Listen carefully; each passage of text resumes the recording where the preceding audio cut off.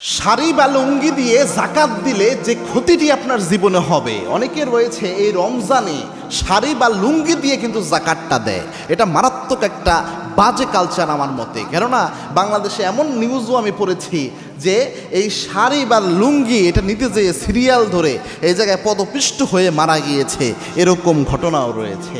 এই যাকাত এসেছে দরিদ্রদের দরিদ্রতা বিমোচন করার জন্য। যাকাত কোনো অনুদান নয়, এটা গরিবের অধিকার। মনে রাখবেন, একটা দেশের অর্থনৈতিক সিস্টেমকে পুরো পরিবর্তন করার জন্য এই যাকাত এসেছে। একটা মানুষের দুর্বলতা, এক অভাবী অবস্থাকে কাটিয়ে স্বাবলম্বী করে দেওয়ার জন্য এই যাকাত ব্যবস্থাকে আল্লাহ রাব্বুল আলামিন দিয়েছেন। এবং আল্লাহর স্পষ্ট ঘোষণা এটা, অফিয়া আমওয়ালিহিম হাক্কুন লিসাইলি ওয়াল মাহরুম, তোমাদের ধনীদের সম্পদে আল্লাহ রাব্বুল আলামিন গরিবদের জন্য অধিকার দিয়েছেন।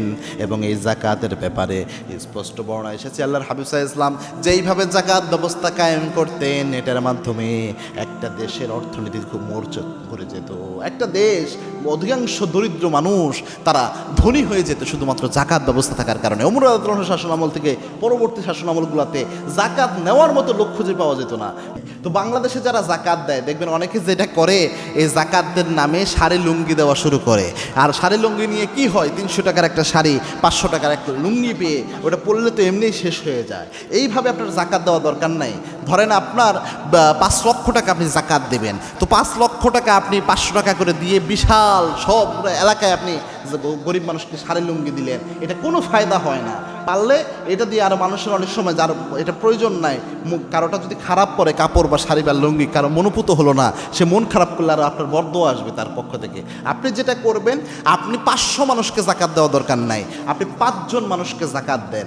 কিন্তু এই 5 জন মানুষকে আপনি স্বাবলম্বী বানাইয়া দেন। 5 লাখ টাকা আপনার রয়েছে, কথার কথা, ফর এক্সাম্পল 5 লাখ টাকা দিয়ে আপনি 5টা ভ্যান ও অটো ভ্যান যেগুলো রয়েছে, যেখানে যে এলাকায় ভ্যান চলে, যে এলাকায় রিক্সা চলে, যে এলাকায় যেটা চলে, এরকম কিছু 5টা পরিবারকে আপনি কিনে দেন যারা এটা পারে। মহিলাদের যদি কোনো অসহায় মহিলা রয়েছে, তাকে একটা সেলাই মেশিন কিনে দেন।